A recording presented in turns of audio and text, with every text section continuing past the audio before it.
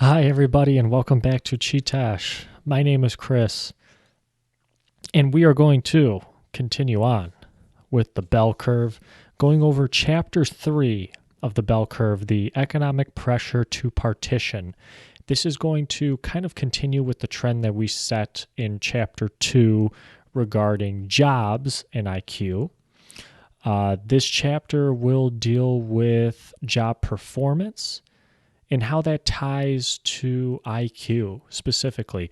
Whereas the last chapter here, I will move. There we go. I'll move just to the next slide here. If you guys remember last time, we talked about high IQ professions becoming more concentrated with the cognitive elite.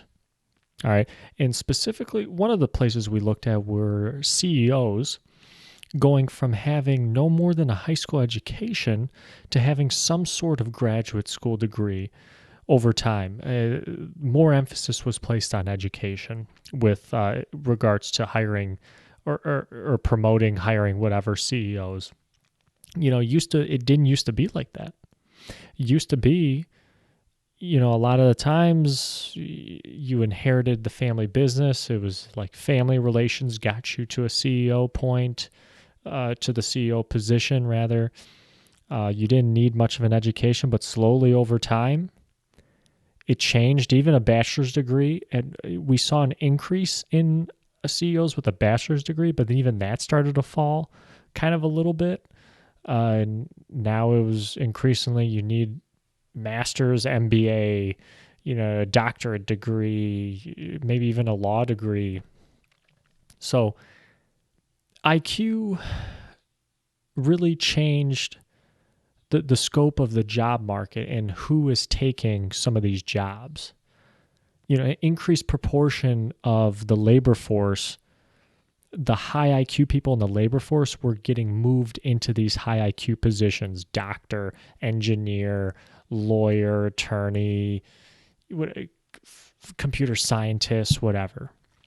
So there's lots of partitioning. And again, we talked about this earlier about how the partitioning isn't going to stop at the college level, applying for college.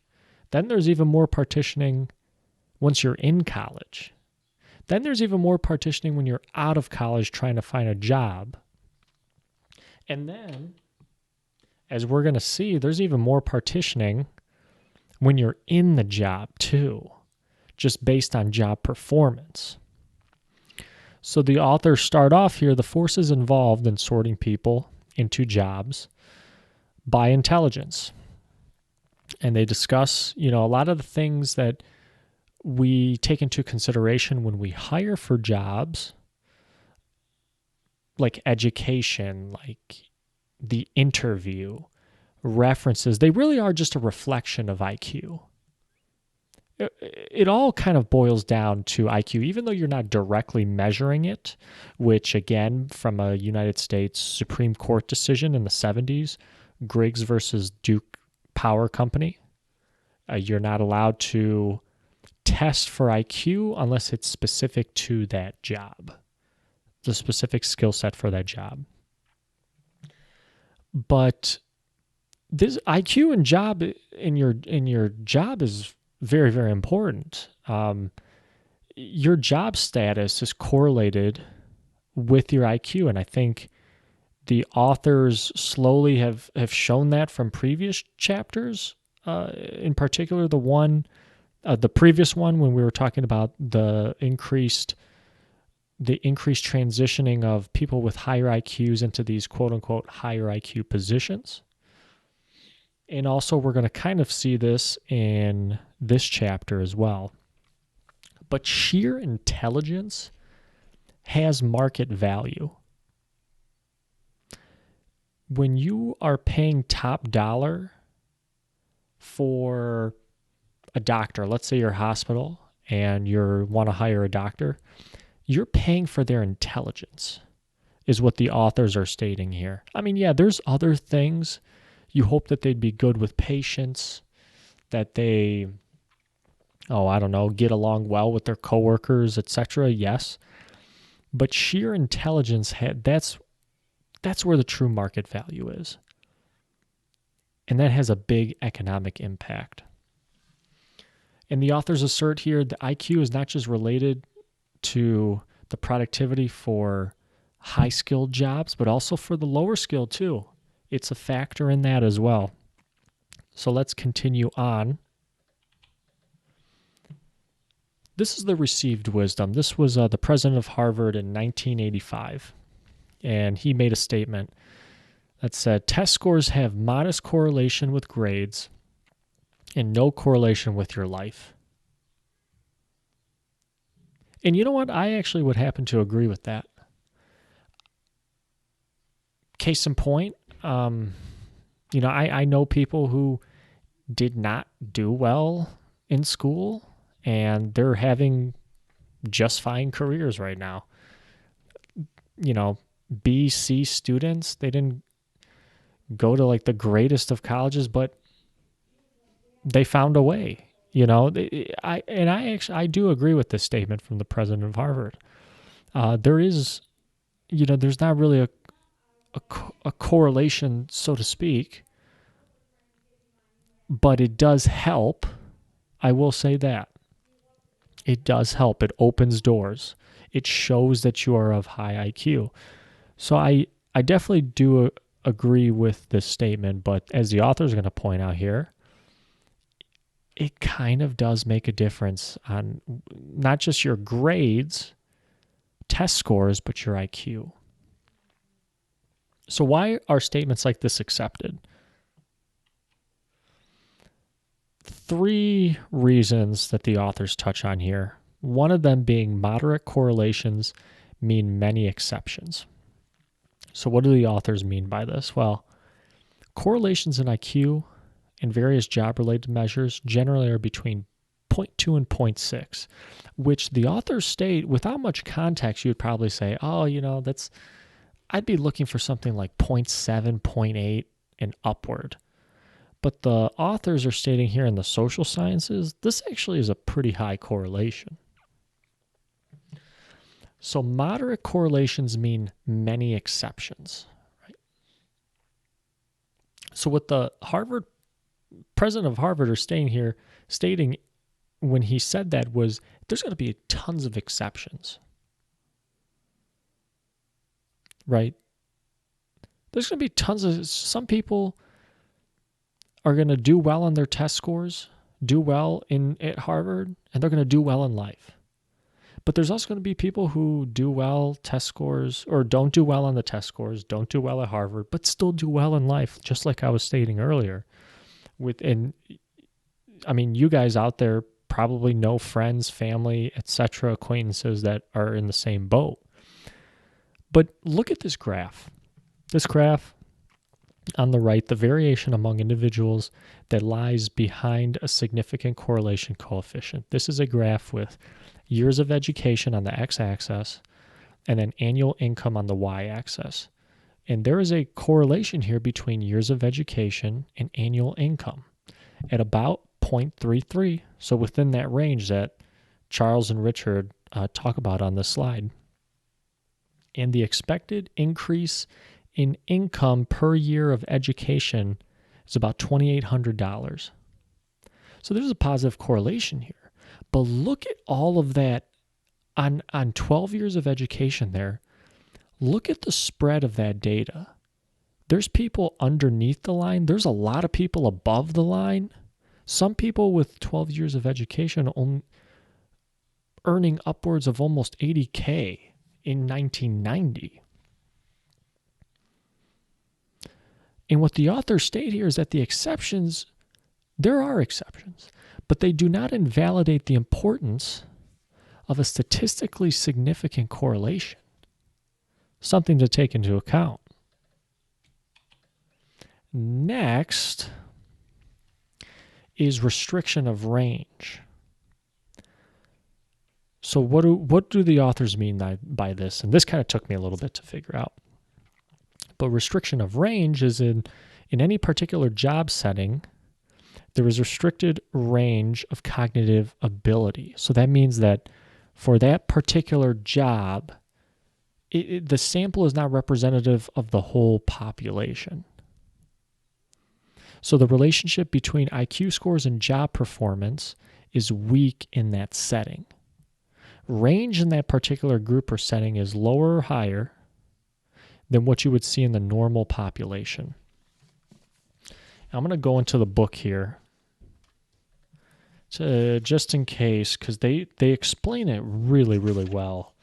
This is on page 68, because they talk about NFL tackles and their weight and how they say that the All-Pro is probably not the heaviest player, but on the other hand, the lightest tackle in the league probably weighs about 250 pounds.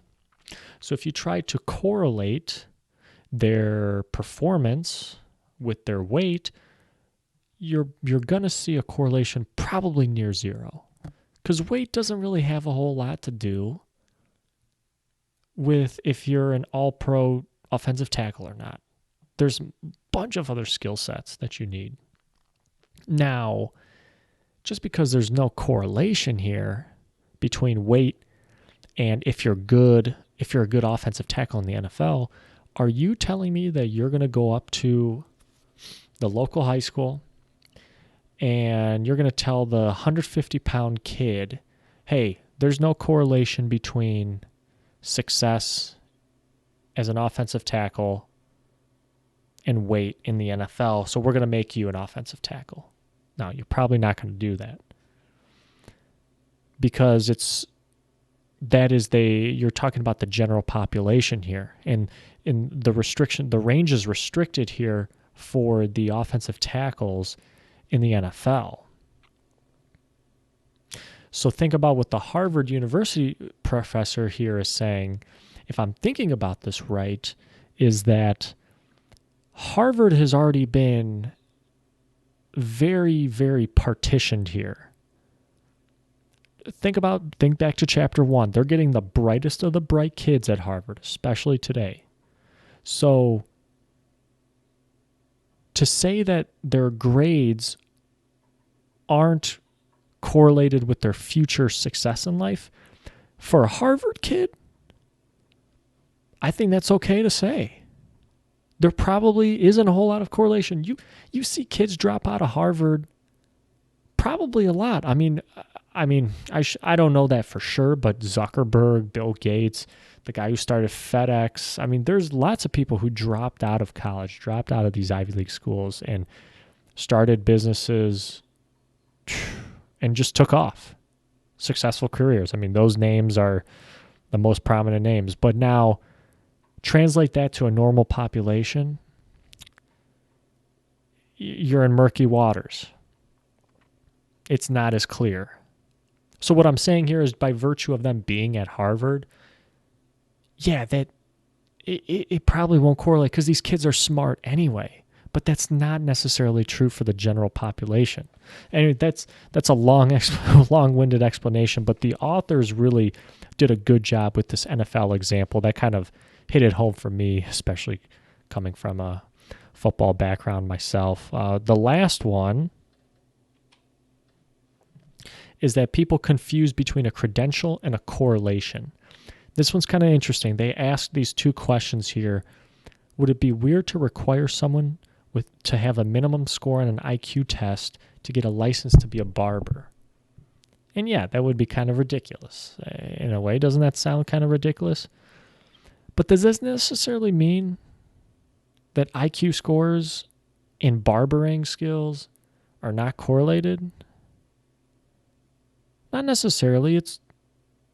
The authors contend here that IQ scores are very related to barbering skills. You would want to hire the smartest barber if you had your pick out of all your applicants. Smartest barber over the person who maybe has a better handle of that skill set. Because over time, you would think that the higher IQ person, eventually the skill set and the job performance would converge at one point. So that authors didn't have too much to say on this regard, but they did a little bit on this, the weakness of individual studies. So many journals, lots of journals out there, and I tried looking up individual studies out on PubMed. Many journals attempt to measure IQ's relation to job productivity, and it's hard to do so. A lot of general conclusions confounded, samples too small, ranges were too restricted, measures of performance and worker characteristics are varied. But what ended up happening was the advent of a meta-analysis, which I'm going to go to the book for the definition here. On page 71, a meta-analysis combines results from many separate studies and extracts broad and stable conclusions. So what they do is they take all these studies and they kind of just put them together in order to formulate some sort of conclusion from there. So taken individually, I'm reading from 71, taken individually, studies said little that could be trusted or generalized. Properly pooled, they were full of gold. So before they were sources of a lot of error, underestimation, but the meta-analysis somehow was able to account for that and only select results that were not error-prone. And I might be explaining this in not the best way, but essentially the main point, meta-analysis looks at hundreds of individual studies or many, many different individual studies and pools them all together. And again, this was something I just put on here, the Griggs versus Duke Power Company case. Again, employment tests must focus on testing for the skills specifically for that job is what they ruled. And you can't test specifically for IQ or G. So what are the author's arguments here? They make three main points. Job training and performance are well predicted by broadly based tests of intelligence more than a specifically targeted test. 2, mental tests predict job performance largely via their loading on G. Again, what is G? G is the general mental factor. Charles Spearman measures your ability to reason, think abstractly, fluid processing, quantitative reasoning, where everything stems from. Number 3, correlations between intelligence and job performance are high enough to the point they have economic consequences. So you want to hire the best and the brightest. You don't want to settle for less than that because it could potentially harm your company, business, whatever. And then as you can see there, I had a little blurb on the meta-analysis on this slide. Let's continue.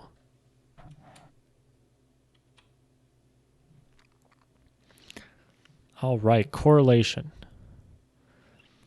So the authors state measures of job productivity are correlated with measures of intelligence at a correlation coefficient of 0.4.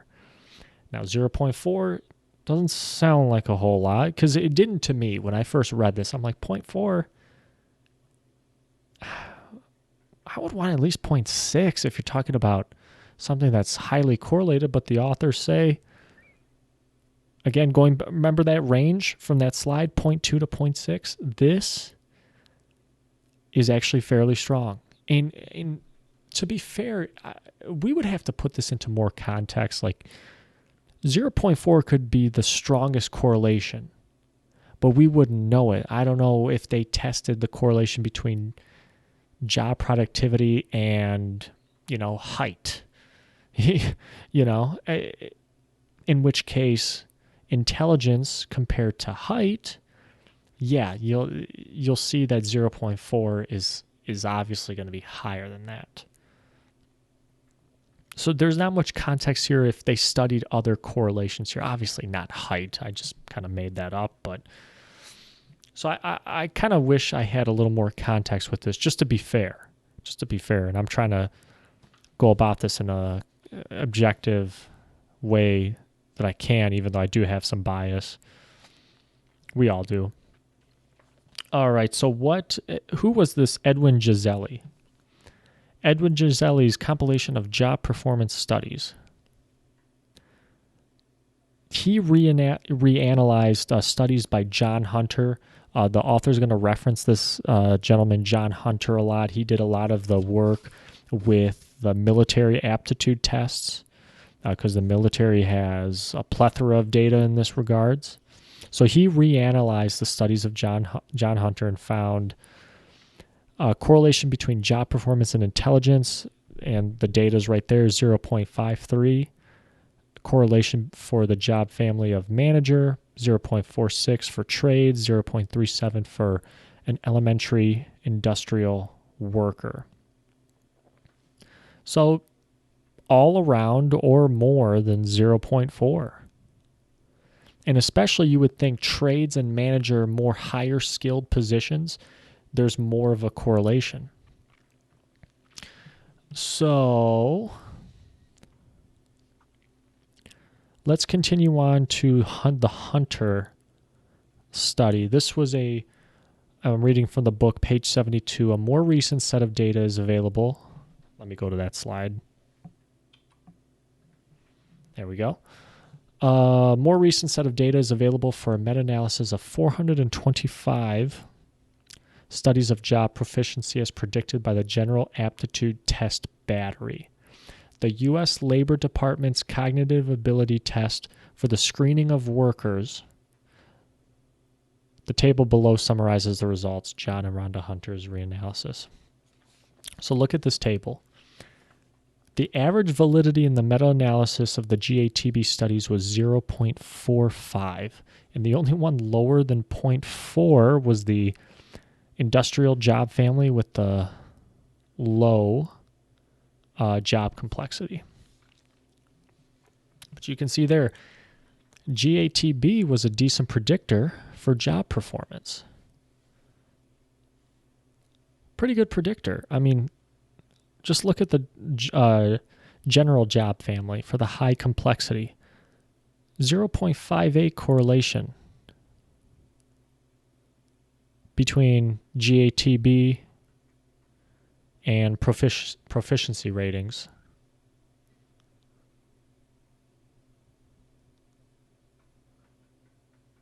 Fairly high. I mean, and look, this is between the high, the medium, and the low complexity jobs. I mean, that fairly strong for the general job families.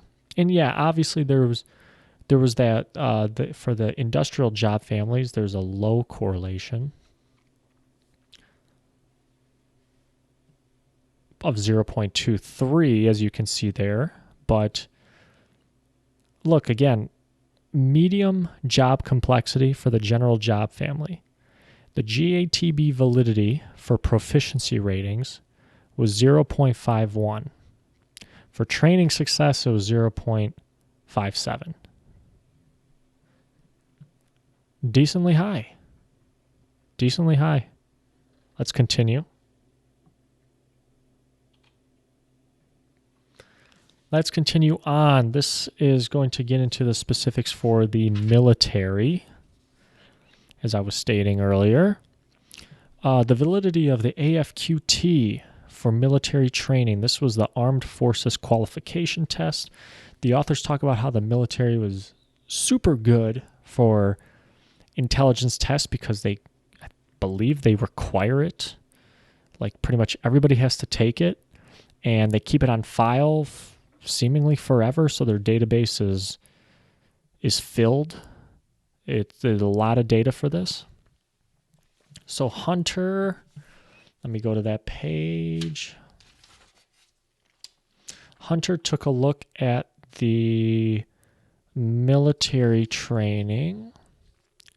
These results are based on, well, let me say something about the Armed Forces test. So it's highly loaded on G.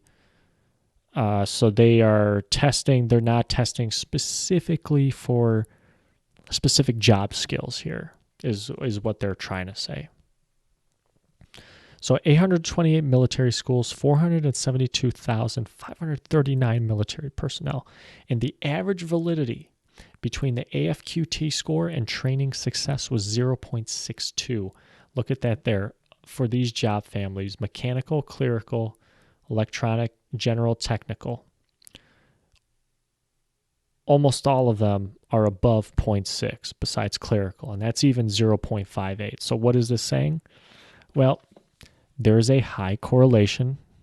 If you do really, really well on your AFQT score, you get a high score, it's a pretty good predictor of your success in your particular job. But there have been other opinions and estimates on this, like the National Academy of Sciences. They said that, well, the GATB data on our calculation was only about 0.25 mean validity. And what did the authors say again? The author said it was 0.45, I believe is what we said. And Charles and Richard here kind of say, well, the National Academy of Sciences did not really take into account restriction of range. And Hunter was looking at the population at large. The author stated if the panel would have taken restriction of range into account, that they would have been closer to Hunter by 0.35 to 0.4. And, what did we say? It was an average 0.45, right? So they would have been closer. There is a note in the back of the book regarding this.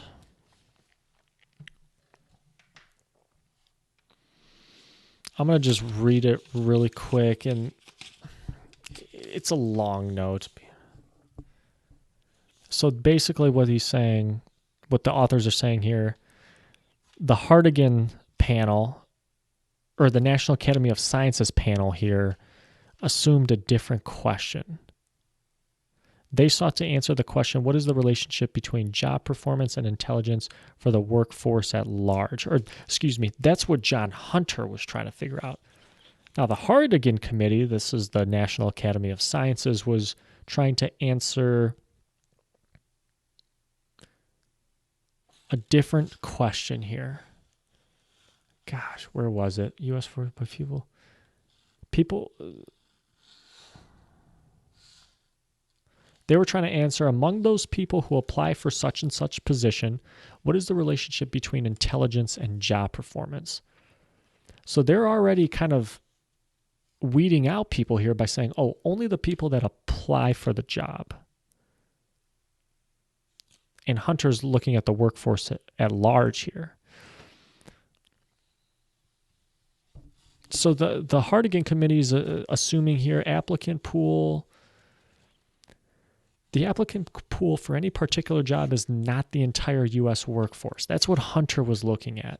But people who have a chance to get the job, they stated that people gravitate to jobs for which they are potentially suited.